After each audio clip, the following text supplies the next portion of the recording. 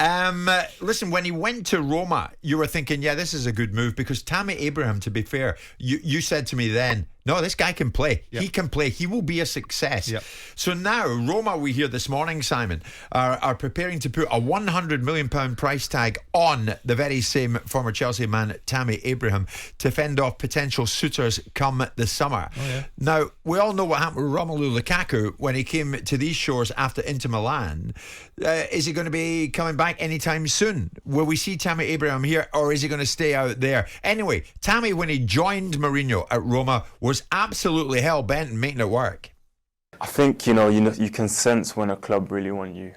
Roma, as soon as they said they were interested, they rang my phone every day, spoke to my agents every day, and I was expecting good things. And as soon as I got here, it's been good since I've been here. I'm a player who always believes in myself. I have the capacity to score goals, so I just have to help the team as much as possible. I know it's a different league. I have to adapt quickly. I'm not a player who's scared to be out there on the pitch. So, like I said, I can't wait to get started and to help the team. Well, he couldn't wait to get started. And once he got started, it has been an incredible success story. I mean, Abraham, Simon, massive hit, scoring 23 goals in 37 starts for Mourinho. Yes. And Roma bought him for 34 million quid. Yes. I think you said it around the time, this guy could go on to become probably the best in the world. I didn't say that. I didn't go that far. What I said was he's a very good player, and I think he can play at the highest level. And the narrative that he wasn't, and that he wasn't good enough to play for big clubs, was something I pushed back against. And Trevor Sinclair jumped in on the bandwagon as well, which meant I almost went into reverse. But he came into the same position as well. Yeah. About Tammy Abraham will be a top player and can play. And I said at the time, I think he can go and play at Madrid. I think he can go and play at Barcelona.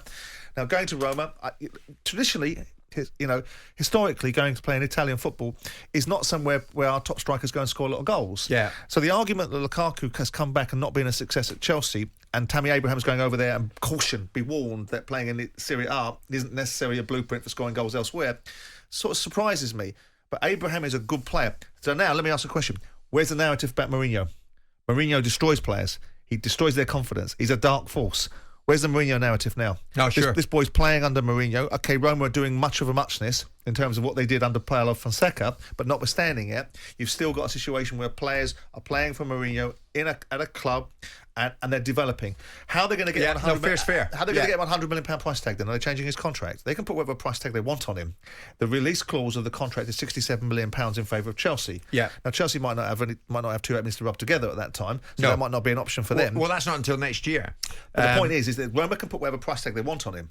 They don't unless they have it in his contract, a release clause. Then then the market forces will take whatever they take. And if Tammy Abraham wants to leave Roma, then we know how those things play out. Yeah. So unless they're going to give him a new contract, this sort of observation is for the birds, isn't it? Yeah. You can put whatever price you want on him. Yeah. Market forces will determine whether Tammy Abraham stays at Roma or whether he wants to stay at Roma. So the fact of the matter is, this boy has taken his boots, travelled across a different country, and performed. And that's the thing that we should be focusing on. And Roma will determine that, though, Simon, won't it? It won't be market values. It'll be Roma. Well, you say that, but the bottom line is if the player decides he doesn't want to play in Italy for another season, and we get into a territory of the player wanting to leave, putting in a transfer request, indicating that there are more preferences for him to play somewhere else, then there'll be a combination of Roma saying you've got a contract, and then enforcing it against the player that doesn't want to be there. Yeah. Now, we all know how that works. There isn't a world of sort of hard-headed King Canutes like me that say, well, I don't care, you're staying and do as you're told. Most football people will say, right, if you want to go, then we better find a halfway house between what we can get and what we want against where you are. So Roma might put a price tag of 100 million quid on him, but it won't be like Jack Grealish, where the 100 million quid releases him and he has to go.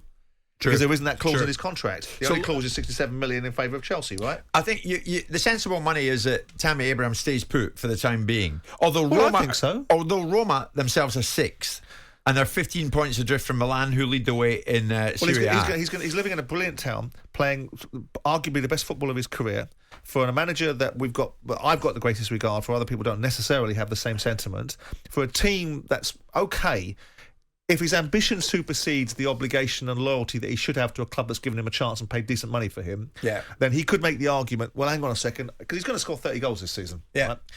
Unless he gets injured, and hopefully he won't. Let's say he scores 30 goals in Serie A, which is very impressive statistics. If the 23 goals are all league goals, but they're not, because there's 37 starts, so there'll be a mixture of cup games in as well. But let's say he scores 30 goals in 40-odd games in Italy. That's impressive statistics. That will get him to the interest of most people. Sure.